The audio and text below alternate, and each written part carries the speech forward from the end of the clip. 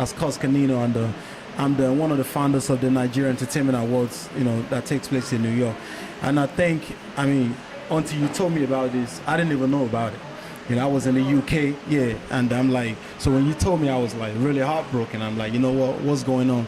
I'm gonna be here also, and I'm glad, like, everyone are here to talk about this, and like just listening to my sister over there. Really, it really boils down to poverty. At the end of the day, that's what that's the root cause of this. And until we fix the problem of Nigeria and Africa as a whole, we're never gonna fix this.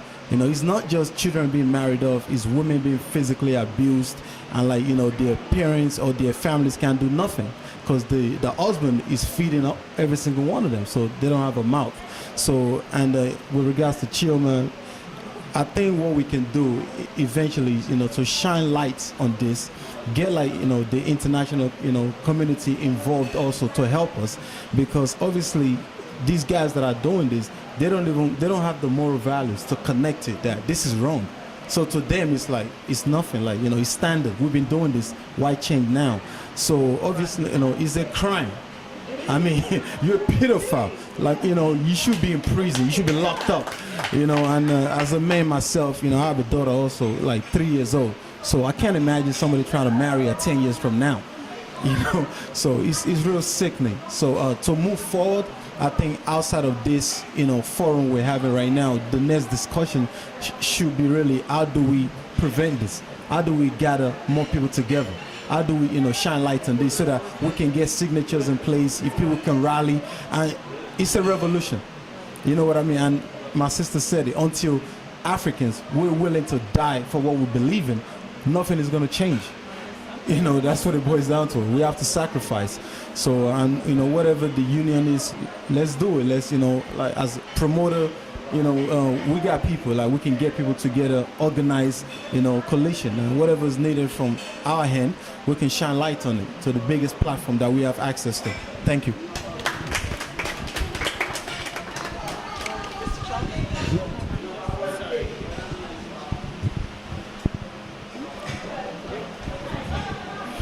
Well, as I sit back here trying to understand more or try to figure out what next step to take to help the kids in Nigeria and Africa in general, and this poverty issue kept coming up. It kept coming up. Just like they say back in the day that all hands are not equal. But I know Nigerian hand is a little bigger than being equal with the rest of them. With all the money that we make from crude oil, natural gas, coal, granite, with everything that we have, it's a shame that we still talk about 80% poverty in Nigeria as a country. It's sad. It makes me very uncomfortable. Everybody that I spoke to in Nigeria wants to get out of that place. And run to where? Are we all going to disappear because things are not moving forward where we come from? It's about time we remind these people, if you have your vote is your strength. If you keep doing the same thing every other year, expecting different results, something is wrong. It doesn't work that way. We have all these senators and governors, they've been in existence in politics since I was a 5-year-old. And I still hear their names. I wonder what happened to their sons, their grandkids. And the mentality or that cultural issue that what we've been doing, we continue to do it, I think is wrong. The world has moved forward, see change. The world has changed greatly in 10 years. Talk about 50 years or 70 or 100 years. We're still doing the same old stuff. Maybe people were marrying their daughters away 40 years back. We cannot continue to do that in the name of culture. We have to change. We have to find a way to provide, to make these families comfortable enough to raise their own daughter. It is every man's responsibility to raise his or her own kids, not giving that kid out to somebody or selling that kid out. I'll use that word. Slavery in America is 400 years old. We can't start Nigerian slavery now. We have to stop, rethink our steps, achieve our steps, and think of positive things to do to help these people. And one of them is the politics the senators and the government and the politicians sitting back and thinking of ways to create jobs.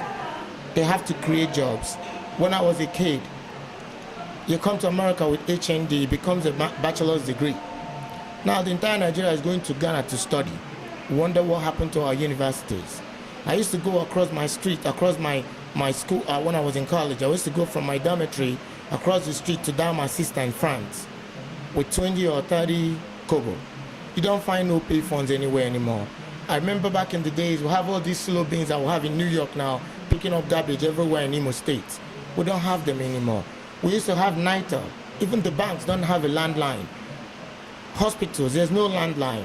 It's a shame. Nigeria used to have what do you call that? Air Nigeria. What do you call that? Nigerian Airways. Today, Nigerian Airways is Arik Airline. Nigeria needs to do more business genuinely, be transparent, be very, very honest, create jobs, and take their eyes off kids. Kids belongs to daycare, primary school, secondary school. You know, when they turn 18, then you can start acting crazy. Even 18 is not even enough by my own standard. You know, what happened to 25 and 26? You cannot use them all the way and dump them and start looking for their baby sisters. I want you guys to wake up. Wake up to reality, guys. Thank you very much. Thank you so much, Mr. Chuck. Also, I want to contribute a little bit to what everyone I just said. I believe, like, I'm just grateful, you know, and that this whole underage marriage brought up, like, opens a way for us to all come together and address this and talk about this. Because, like I said, when I was speaking to Miss Chinny a few days ago, she told me a little bit of, you know, what she went through as a child, you know. And I was thinking it was just within the Muslims, which I said, I don't really have problems with that. But I was thinking it was just the, you know, the Muslims marrying, you know, getting married to their younger ones or whatever. And she told me, no, Buki, this is not just within the Muslims. This has been going on in Nigeria for a very longer time. And this has been happening even in the East.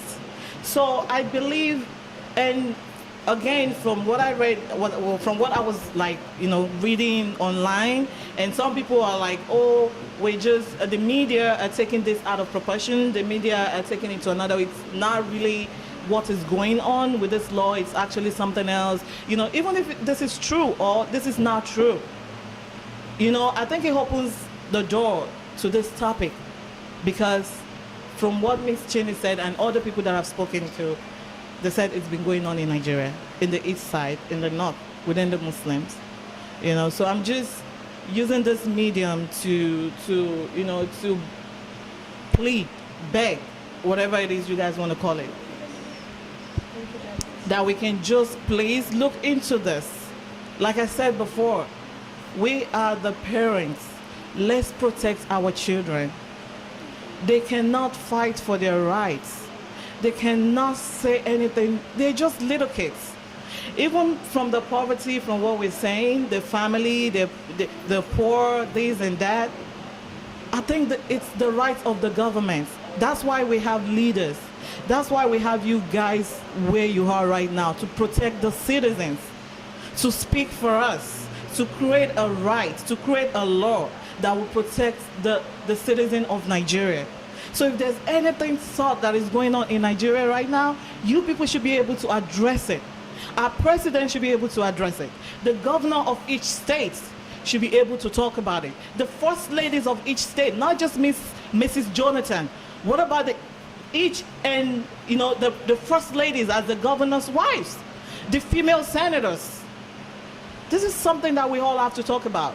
Then also I'm going to say something to our Nigerians, you know, our citizens, my brothers, everybody, the rich people in Nigeria. We all know Nigerians, like, Nigerians is rich. We have money. Government should do this, government should do that, president should do this. But sometimes it's not all about what your country can do for you. It's about what you can do for your country.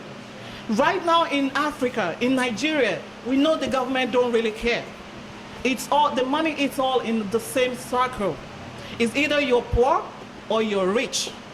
So I'm using this medium to play to each and every one of us, especially the people in diasporas. There's nothing little. If you have anything, a little bit, any way we can help each other, let's do that. Just like I said, it's not about what your country can do for you, it's about what you can do for your country. Let's be each other's keepers. Let's be each other's sisters, each other's brothers, each other's mothers. If the government don't want to do anything, to hell with that. We should be able to do something and help each other.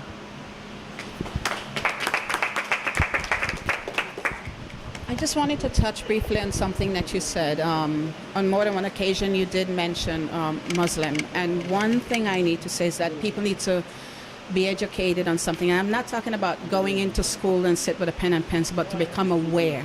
Awareness is the key to education. And unless we're aware what's happening overseas or in the Middle East or even here in the country that we now call home, then we'll never know. So I think that's the first step in order to reach out and help, to be aware.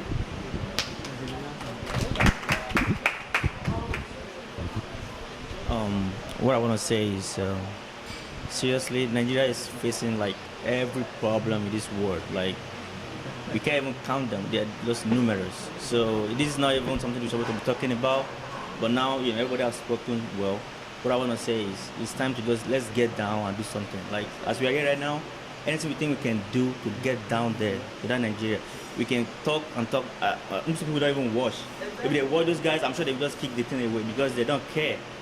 That is Nigeria meant for you. They don't care. It's like a normal thing to them, as Davros was saying. And talking about the VVF, whatever that those little kids can get, that's like a physio, vagina, something like that. I was watching one maybe on HBO. I think the kids in Yobe or something like that. They were like kids, 9 years, 8 years already got married. They were going in the street. You see something fluid coming out from their private part, coming out with kid at their back. This is very disturbing. This is an absurd. I mean, it makes them weak. Most of them can't even talk.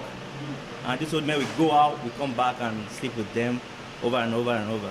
This is not done. Nigeria is developing, but I think a lot of people went to school too. Nigeria is not just one religion country. It's not just Muslim. Kosher should be kosher. Fine, you can do it whatever you are doing it, but don't legalize it. Don't make it, don't enact it to law. That's what we're saying. So what I'm trying to say is, we're talking about solution right now, not even talking about it. We all know this is a big issue. This is not something that we could be proud of. I know about 15 million already doing this. 15 millions of Nigerians already doing it because those guys are many. So we don't know what's going on. So now that we know, let's do something about it. Let's get down and let's see what we can do. This few group here right now. Let's see how we can go down there or just do something, not just to talk about it. I'm ready for this. It's not maybe I have a kid or anything, but I know I'm going to have in future or in nearest future. So, Hi. My name is Hausa. I'm from Botswana. I recently came across this issue online, and I was so amazed because I was like, how can that be in this day and age when Nigerians are very educated? How can you have people who are so educated even think about passing this into law? What kind of leaders are these? Because this is not even only a Nigerian issue. It's really a global thing that, whether, I'm applauding even the men who are here, because can they picture their own children, 10-year-old kids getting married? It's not even marriage, because what is marriage? Marriage is about a man and a woman who can make decisions, but this is going to be a man and a girl. So it's like they are going to be giving legalization to pedophiles. It's like you're saying, oh, now you have a right to be a pedophile and it's okay. So it's not okay. We are females, we are women. We know what this whole issue is about. It's going to be about sex, and no woman and no little kid at that age is ready for those things. Even just taking care of the household, no child can do that. So this will be such a disgrace if the Nigerian leaders will pass it into law. So I'm just glad that all that you're doing here it is a voice that has to be taken out to the whole international world. Right now in the Western world, there's issues about like what is marriage. They are talking about man and man, woman and woman. If that is already an issue, we don't even need to go back. Now we want to say, oh, Africans are called barbaric. This is what brings those topics to us, so we cannot do that to ourselves. And my declaration is that if these people pass this law, let the blood of these little girls be on their heads. Amen.